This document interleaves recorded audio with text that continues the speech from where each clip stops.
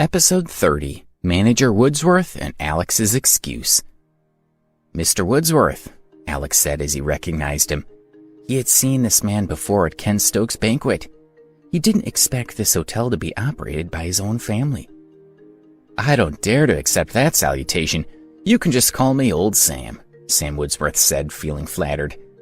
Alex was a very easygoing person, but in the end, still addressed Sam formally as Mr. Woodsworth. "Mr. Ambrose, why are you here?" Sam asked while bowing. "Oh, I'm going to hang out with my classmates. I don't want to go back to the university tonight, so I'll stay here with you," Alex said, smiling. "So that's the case," Sam nodded.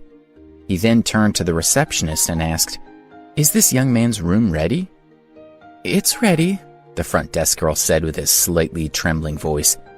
She didn't expect that the young man in front of her, who was wearing an unbearable set of clothes, could make Manager Woodsworth so polite.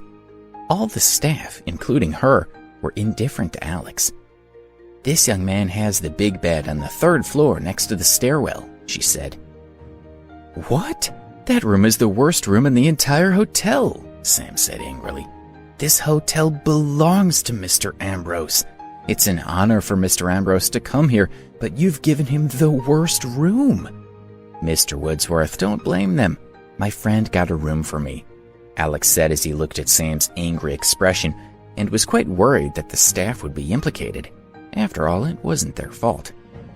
"Oh, sir, your friend is too ungrateful," Sam said indignantly. "How about this? I'll give you the most respected room in the hotel." "No need. I'll just stay in that room tonight. Don't worry, I understand your feelings," Alex said as he patted Sam's shoulder. "Only if it's no trouble to you, sir," Sam said.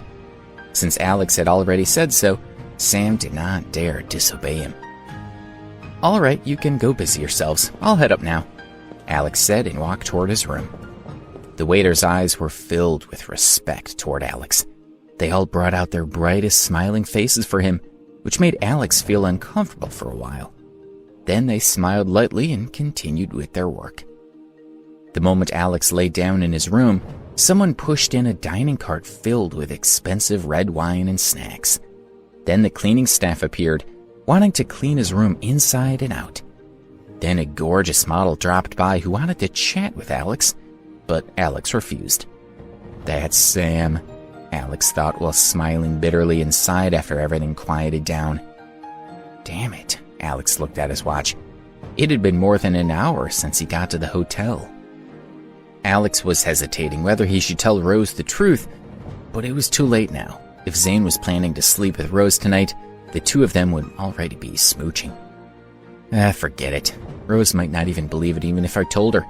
She might even mock me for being shameless and trying to take advantage of her, he thought. Thinking about Rose's attitude toward him, Alex lost his feeling of regret. He lay on the bed and closed his eyes. He was about to fall asleep when there was a noise outside the hallway.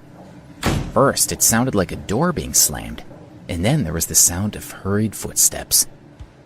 Get lost!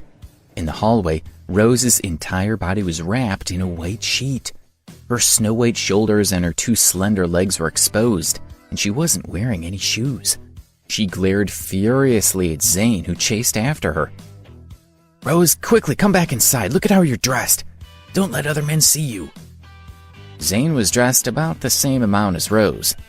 He only had on a pair of red underwear, and the fat around his round waistline slightly trembled. "Zane, you're a big liar. Your family didn't help us." Rose looked at Zane with a cold smile. "What? Rose, you have it all wrong. If it wasn't my family's help, who else could it be? Tell me, am I right?" Zane smiled awkwardly. He was already feeling guilty. "Why are you still pretending?" Rose shook the phone in her hand. "It was my father who called me just now. My father went to visit your father tonight and asked him about this matter. Your father said so himself, that he wasn't the one who had helped. You've been lying to me all this time." As soon as those two had entered their hotel room, Zane had started to play tricks on Rose. He had used a lot of flowery words to coax her into bed. Rose finally caved in. After all, it was just a matter of time. After taking a shower, she lay on the bed.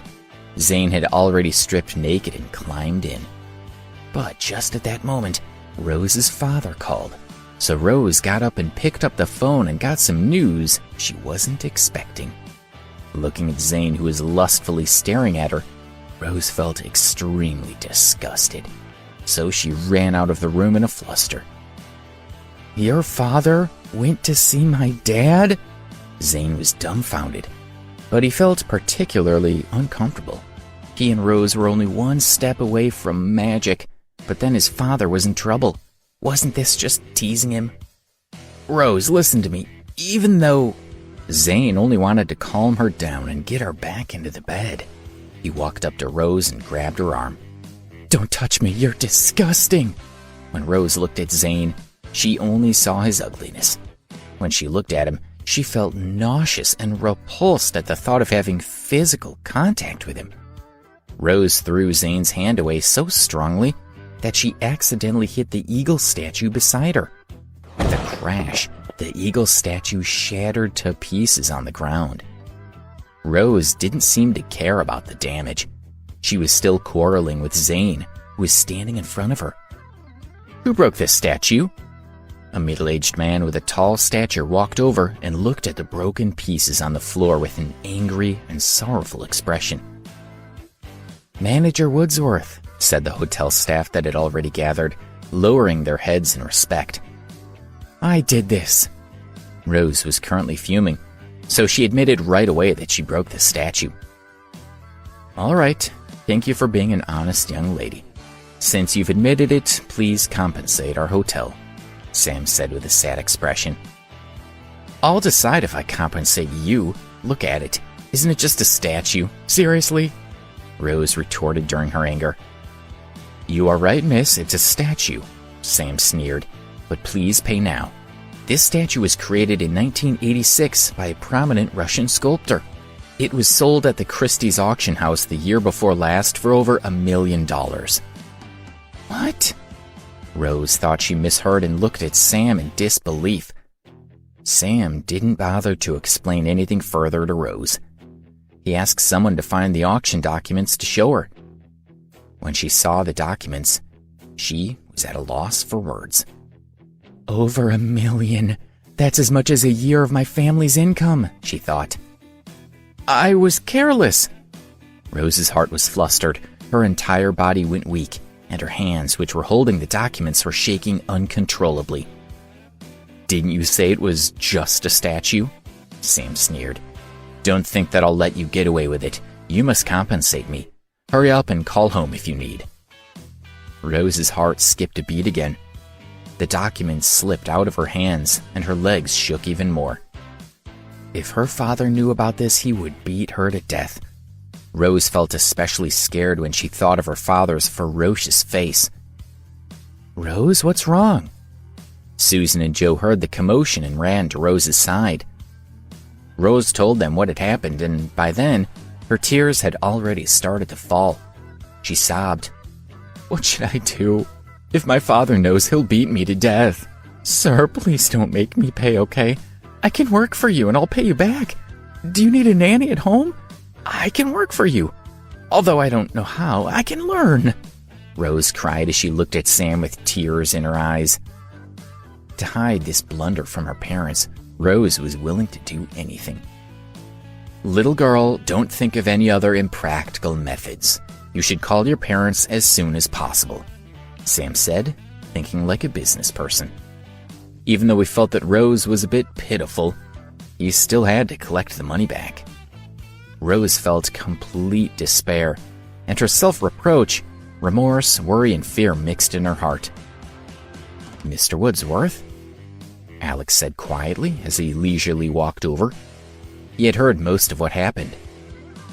"Sir," Sam was about to call out to Alex, but he was stopped by Alex's gaze. "Mr. Woodsworth, I think this statue fell at a good time." Alex looked at Sam and said with a faint smile. The moment Alex said this, the surrounding people were all surprised. Someone smashed a statue worth over $1 million. You think that was good? Wasn't that person asking for a beating? They thought to themselves. You think so? May I have your opinion? Sam said respectfully. His heart was filled with suspicion. What exactly did Mr. Ambrose mean? Let me ask you, does this hotel host many Americans or Europeans? Alex asked. Of course, they are our main guests, Sam said after thinking for a while. So the patrons are American and European, yet the hotel spent a lot of money to buy a Russian sculpture and have it on display by the guest rooms. Do you know right now that our country and its allies are at odds with Russia?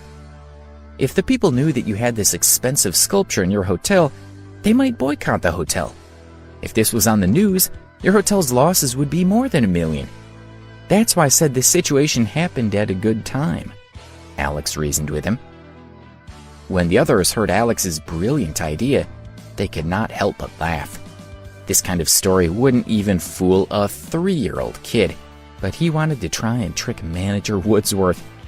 When Rose saw Alex standing up for her, she was a little touched. She smiled wryly inside. She was grateful for his help, but it sounded so silly. He was just a fool who didn't understand what was going on. Oh, this young man is right. I wasn't thinking. Sam spoke with a respectful smile towards him, contrary to what everyone else expected. They thought that Alex would be made into a joke.